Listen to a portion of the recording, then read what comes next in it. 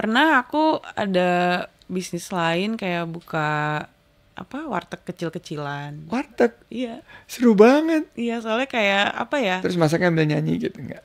Keren sih Pak, lo bikin aja kali ya. Itu memang kuncinya juga gimana menguasai semua yang jadi nggak bisa rely sama orang lain gitu. Iya. Bener nggak sih? Bener. Capek. Capek tapi ya. Tapi pengalamannya jadi banyak sih, maksudnya kalau ditaruh di medan manapun kita kayak oh ini gue udah pernah gitu, oh ini kita udah pernah dan lain-lain kayak gitu.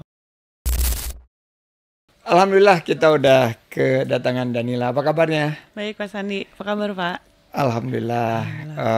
Tadi pas nunggu kamu kesini kita lagi dengerin yang terbaru dari kamu nih yang sama India. Itu Jika. Iya. Tapi itu lagu kayak 20 tahun yang lalu gitu. Saya pertama dengar Mbak Meli sama Ari Lasso. Enak banget kalian. Wah, makasih Pak. Bawainnya. Saya lagu kecil kali ya, jadi kayak kalau udah gede pingin cover kayaknya enak nih. Cukup nostalgia soalnya kalau dengar lagunya itu. Dan agak departure dari lagu-lagu Danila yang lain ya. Iya. Karena mungkin buat yang udah, aku kan suka lihat nih komen-komen kamu yang di Wah jangan Pak. Kamu suka bacain gak sih komen-komennya? Suka sih, cuma kadang ada yang bikin sakit hati, jadi ntar dulu deh. Tapi aku baca tuh yang lucu-lucu aja, yang lucu-lucu. Lucu sih emang lucu. Ini gimana ya katanya nih, ini lagu ini nih yang bikin nggak kenal penyanyinya tapi jadi jatuh cinta gitu. Oh. Yang model-model gitu. Iya. Ramai sih. Tapi senang banget ada di sini. Sama-sama Pak. Saya tuh jadi kepikiran kamu tuh inspirasi untuk ciptain lagunya tuh dari mana? Kalau ciptain lagu sih biasanya dari pengalaman pribadi sama pengalaman yang ada di sekitarku gitu, atau hal yang aku concern, misalnya kayak penyiksaan binatang kayak gitu-gitu. Tapi sisanya Animal cruelty. Itu ada satu pemusik yang juga big on animal cruelty itu Morrissey. Iya, dia vegan juga kan. Sangat vegan, dan kalau lagi konsernya dia tuh di belakangnya tuh semua yang Pas Andi dengerin Morrissey juga. Ngaco ya, salah ya? Enggak, bener. Aku super big fan of Morrissey dari zamannya sebelumnya waktu The Smiths. Ini Mas Andi main gitar juga. Kalau lagi di rumah kayak nyalain ampli terus kayak gitu enggak ya Pak? Oh enggak. Enggak se-epic itu sih. Oh enggak se-epic. Tapi kepikiran juga nih, jangan-jangan perlu juga. Kalau kata aku sih mending beli gitar terbaik terus iseng-iseng. Boleh. Seru. Terus sorry. Iya benar. Iya tuh rata-rata dari sebenarnya kisah-kisahnya tuh sederhana, cuma mungkin diksi yang dipakai di pembuatan lagunya itu untuk lirik aku banyak ngambil atau terinspirasi dari bahasa jurnalistik sama penyanyi-penyanyi di era tahun 80 gituan. 80 gitu. Jadi kalau berdistraksi itu apa inspirasinya? Itu sebetulnya kan ciptaan Lava Pratomo. Berdistraksi itu tuh dia bikin, sebenarnya kalau inti ceritanya tuh kalau ada dalam hubungan perselingkuhan gitu Pak. Jadi selingkuhannya kita tuh acap kali diabaikan. Akhirnya kita juga harus ngedistract kepala kita biar nggak terlalu mikirin aduh dia lagi sama ceweknya lagi kayak gitu. Sebenarnya halnya sederhana banget. Dan aplikatif banget ya. Iya. Tapi kan kalau dengerin lagu itu sih kayak bisa space out sih. Oh iya? Iya kan, maksudnya kan bisa terdistraksi banget kan. Ini sekarang songwriting. Kalau songwriting ini prosesnya seperti apa buat Danila? Kalau songwriting biasanya aku mulainya tuh jarang banget dari lirik. Biasanya dari nada sama chord. Abis itu pas sudah jadi si nada sama chordnya baru kebayang apa sih yang mengganggu aku di detik itu juga gitu. Biasanya kalau misalnya lagunya udah jadi sekarang, mungkin liriknya baru jadi bulan depan. Oh, nggak kebalik gitu ya, biasanya kan lirik dulu baru lagu. Lebih ke nada dulu ternyata gitu. Oke. Jadi nadanya dulu, chordnya dulu, terus baru di kepikirannya saat itu apa gitu ya. Banyak orang mungkin ingin tanya apa sih nggak yang publik ketahui tentang Danila, dan mungkin bisa di-spill. Apa yang apa ya? Yang publik tidak ketahui. Ini sih pertanyaan corny banget nih, standarnya podcast nih kayak gini. Apa ya? Aku nggak tahu juga sih. Mungkin Aduh nggak tahu lagi Pak Sandi. Apa ya? Aku aku nggak punya cita-cita itu kali ya, orang-orang nggak tahu kali ya. Oh, jadi Tapi kayak tahu juga sih soalnya aku. mengalir aja gitu. Iya.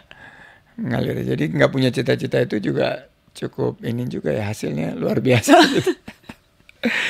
Nah, ini sebagai musisi indie, tantangan apa aja yang paling relevan saat ini?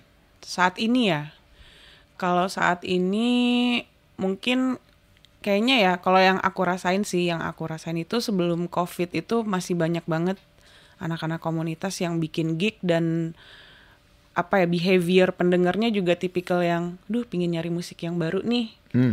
Mereka browsing segala macam gitu. Nah sekarang tuh memang lebih banyak festival musik yang besar dan kita udah cukup lama nggak kayak nenteng alat sendiri untuk datang ke gig kecil kayak gitu. Kayak Gitar Hero gitulah. Kalau misalkan zaman dulu tuh ada gig di mana gitu, penontonnya mungkin 5 atau 6, terus kita belum ada uang untuk nge-hire anak-anak produksi, ya kita bawa alat sendiri. Kadang dulu sebelum lagi juga untuk manggung di satu gig kita harus bayar gignya. Kadang kalau emang ada bayaran itu bayarnya habis buat bensin hari itu doang gitu.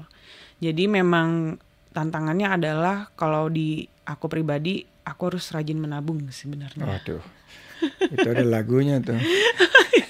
Dulu tuh rajin menabung, tapi kayak ceritanya mirip-mirip sebagai yang entrepreneur berarti ya. Jadi kayak pengusaha pemula gitu, baru memulai semuanya dikerjain sendiri. Saya waktu itu juga waktu mulai usaha ngetik sendiri, bikin proposal sendiri, terus ngeprint sendiri, terus deliver sendiri, presentasi sendiri sampai akhirnya dapat gitu loh.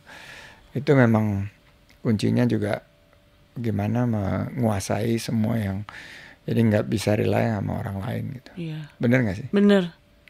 Capek. Capek tapi ya. Tapi pengalamannya jadi banyak sih, maksudnya kalau ditaruh di apa namanya medan manapun kita kayak ini gue udah pernah gitu, ini kita udah pernah dan lain-lain kayak gitu. Udah lah, tau lah itu kan kerjaannya kayak gini gitu kan.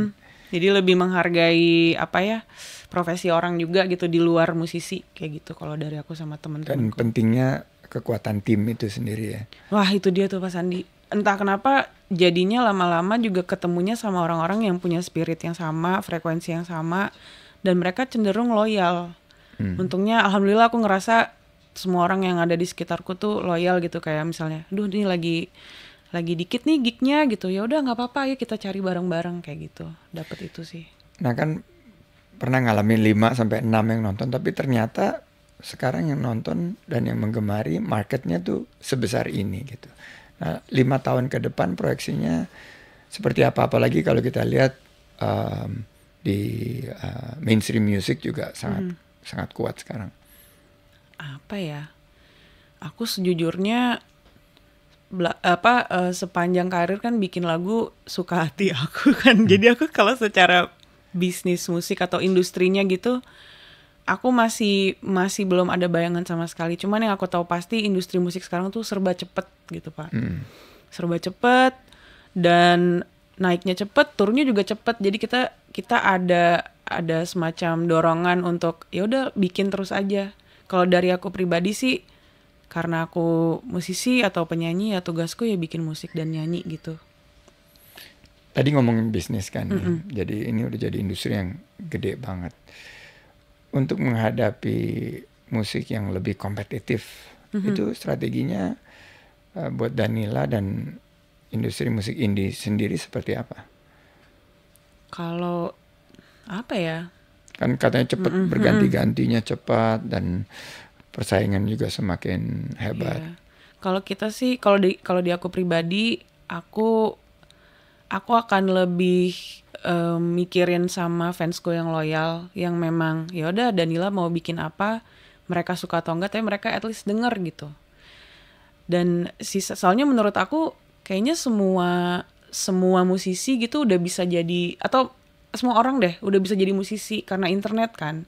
Jadi serba cepet, nggak perlu label, nggak perlu apa, atau meledak, bisa masuk TV segala macam, viral dan lain-lain. Pokoknya kalau udah viral udah jos. Udah jos. Gitu. Jadi kalau di akunya mungkin aku menuruni kadar kompetitifku kali ya, karena memang dari awal juga semakin aku kompetitif, semakin gak murni aja sih pesan yang mau aku bawain dari musik aku kayak gitu. Jadi justru lebih ke balik ke pure pesan yang mau dibawakan dan ya, bismillah viral gitu ya.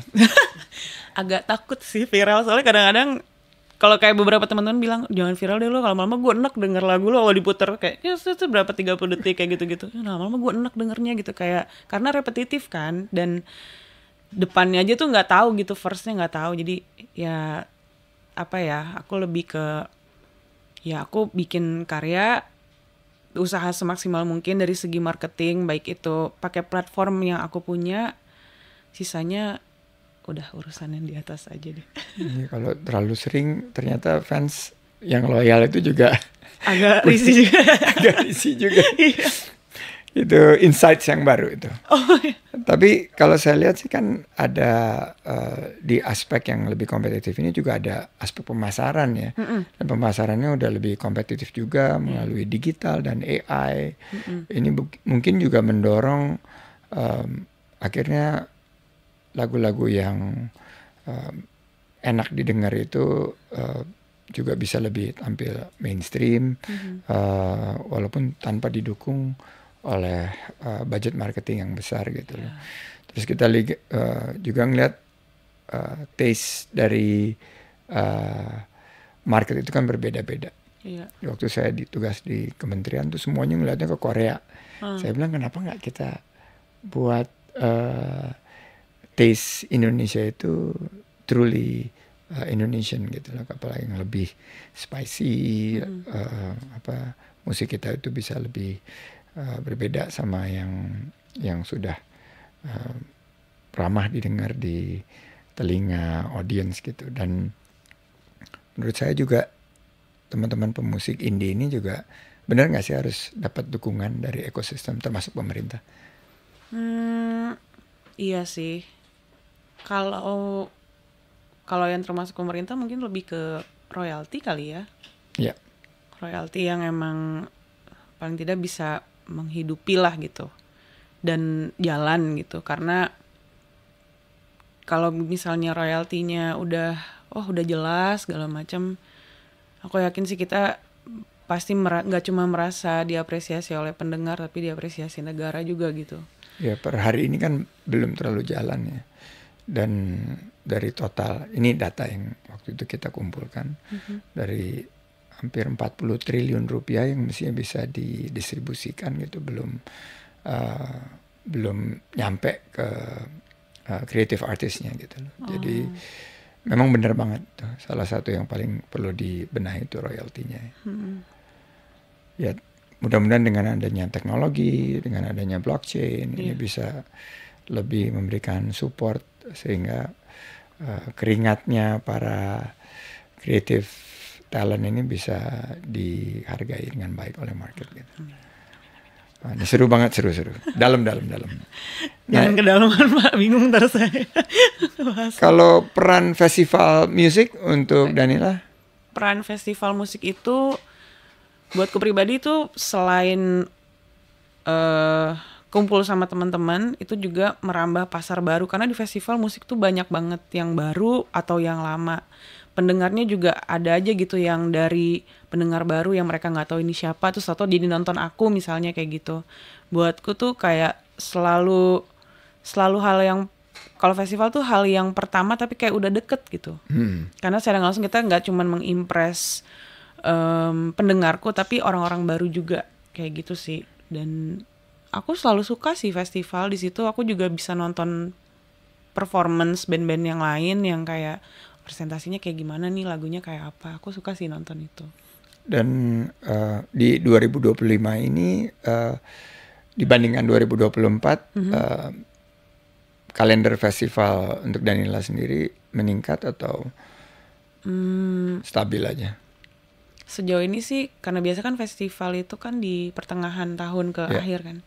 Aku belum tahu kalau yang tahun ini, cuman tahun kemarin masih sama lah, masih sama. Malah yang berkurang sebetulnya gig-gig komunitas sih, yang kadang-kadang kita tuh juga kangen gitu untuk ketemu orang, dimana pendengar sama musisinya tuh kayak nggak ada jarak, jadi kayak nggak ada eksklusivitas. Nggak ada sekat gitu ya. kita bahkan bisa ngobrol, bahkan kayak orang-orang yang kerja bareng sama aku juga dulu pendengar Danila juga kayak gitu, yang ngurus merchandise-nya pendengar Danila. Nah itu sekarang udah agak susah gitu dapetin gig-gig kayak gitu, paling kita bikin sendiri. Dan komunitasnya jadi blending ya. Iya. Blending banget. Itu sih yang kita ingin hadir tuh di Creative Hub itu, yang event-event komunitas kayak gini, karena ternyata dampaknya micro event seperti ini dalam penciptaan lapangan kerja, karena yang tetap aja ada yang harus ngurusin, terus ada kue ekonomi di situ, terus juga UMKM yang terlibat, karena mungkin musik di satu creative side-nya, tapi terus kan ada juga ada kulinernya, ada fashionnya juga, dan itu bisa kolaborasi. Benar dan sih, waktu saya di pemerintahan saya banyak mendorong itu, dan sekarang ada di luar pemerintahan justru saya menginisiasi beberapa ini seperti ini, creative space, supaya para creative talent itu punya kesempatan untuk lebih menajamkan dia punya talent maupun juga interaksi sama para penggemarnya gitu. Ini kan udah nyanyi, main film, udah bahkan nulis lagu. Kira-kira wishlistnya yang belum kesampaian apa? Apa ya? Model kecantikan kali. Model kosmetik gitu, kayak ada di mall gede, wah kayaknya oke gitu. Terus yang belum sampean. Tapi itu nggak dicita-citain kan? Enggak, itu sedapatnya aja Pak, kayak apa ya, itu kayaknya boleh tuh, menarik. Oke, yang punya produk kecantikan ini ada calon talent nih. Langsung dipromosikan oleh pasar. Yang lagi nunggu orderan. Kira-kira kekuatannya di apa nih? Di produk kecantikan apa nih? Bisa lebih menjadi diri sendiri, pede dengan diri sendiri, kayaknya itu ya. Itu dampak positifnya selain meningkatkan pendapatan ya, kesejahteraannya. Oke, tapi pernah terpikir bisnis di luar musik?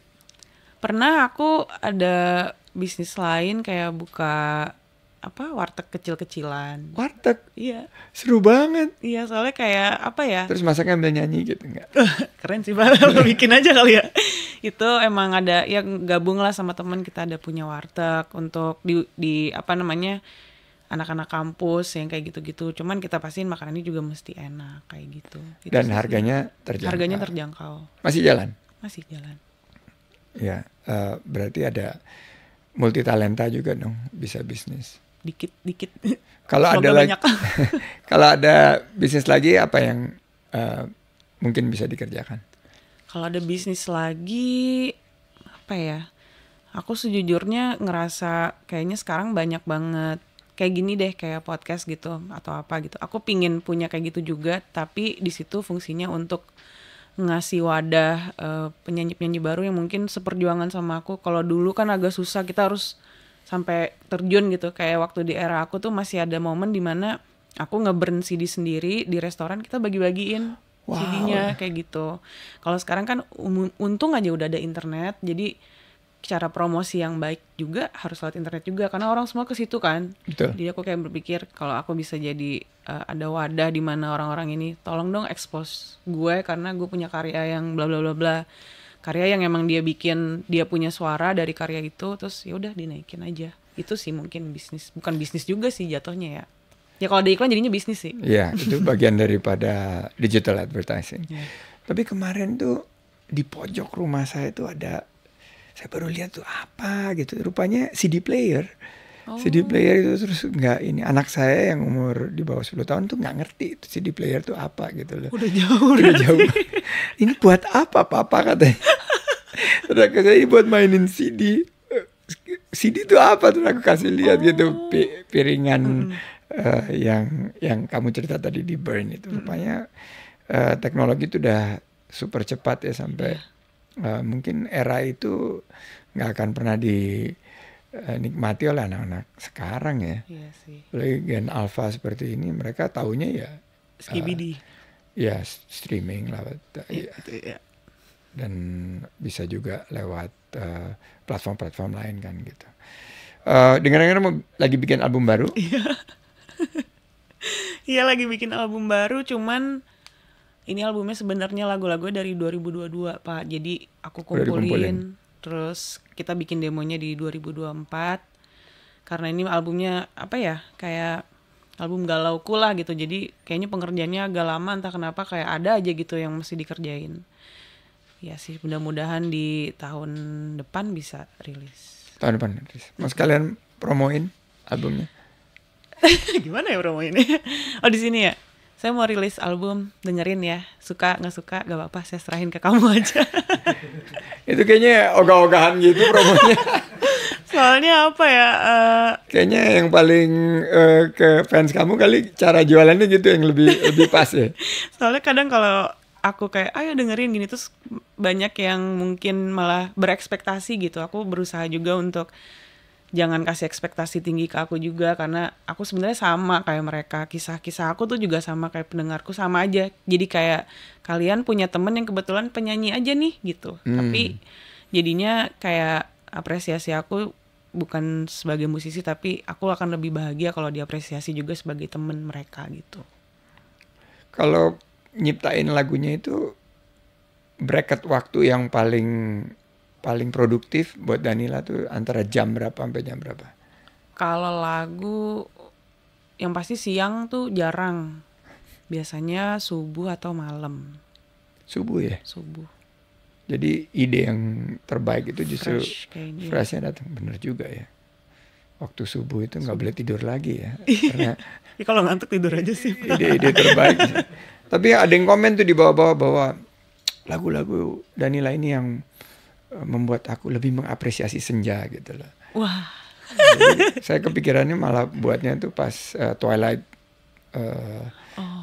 time gitu. Iya sih, banyak yang banyak yang bilang lagunya dinikmati pas senja gitu. Cuman aku sama beberapa teman aku juga kayaknya justru malah malam atau dini hari gitu kali ya. Lebih cocok ya. Tapi ya mungkin mereka punya momen tersendiri, jadi ya udah aku kalau udah mereka denger tuh aku kayak ngerasa ini lagu udah jadi soundtrack kalian juga, jadi pakai aja di momen-momen terbaik kalian gitu. Ya mudah-mudahan albumnya super sukses. Wow, terima kasih Pak Sandi. Dan semakin menancapkan Danila sebagai leader di Belantika Musik Indonesia. Wow, terima kasih Pak Sandi. Amin. Mungkin yang terakhir sebagai penutup, harapannya untuk industri musik Indonesia. Harapannya semuanya bikin musik dari hati juga di industri musik. Terus juga mungkin apa ya? Suka bingung Pak kalau ditanyain yang serius Pak. Royalti. Oh ya royalti bener tadi lupa. Royalti lah. Royalti gini terus begitu ditanya. Suka gimana gitu kepala gue. Terdistraksi gitu. itu. Nah itu dia Pak. Susah fokus Pak gitu. Jadi ya royalti lah. Karena itu baik itu untuk penyanyi, pencipta, semuanya deh, semua pelaku musik deh di industri manapun menurut aku. Karena aku di musik, jadi mungkin di musik semua aspek musik royalti bisa berjalan untuk kita karena legasinya juga, hidupnya juga ada dari situ juga. Ya kalau saya punya harapan bahwa kontribusi industri musik terhadap ekonomi lebih signifikan ke depan. Karena ini banyak sekali lapangan kerja di industri ini. Tadi kita cerita bukan hanya dari penciptaan albumnya, tapi juga dari konser musiknya. Terus juga dari persiapan-persiapan festival misalnya. Ini ekosistemnya ini harus dikembangkan dulu. Kita sempat ada yang mengeluh gitu karena perizinan susah kalau mau buat event music dan lain sebagainya. Ini kan dibenahi dan mudah-mudahan bisa mendorong kontribusi industri musik ke penciptaan lapangan kerja. Karena sekarang banyak PHK. Jadi orang-orang butuh sekali lapangan kerja untuk bisa mendapatkan pendapatan, penghasilan untuk kesejahteraan mereka. Tapi ada satu sebetulnya yang saya kepengen juga Danila komen.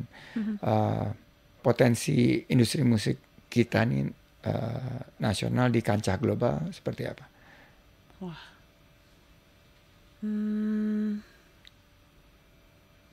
Sebenarnya potensinya tinggi sih, cuma aku nggak tahu caranya gimana. Tapi kalau dari aku pribadi, banyak banget musisi atau seniman gitu di Indonesia yang ibaratnya kita bilangnya gorong-gorong lah gitu, yang tidak terdeteksi gitu, yang pas kita dengerin, wah ini karyanya bagus banget, atau bahkan yang sudah terbukti ada yang kita nggak pernah denger di permukaan, mereka tahu-tahu udah tour di mana, di luar negeri, di sini, di situ. Nah gitu, itu yang kayak, wah ini ranah yang aku belum mendalaminya gitu.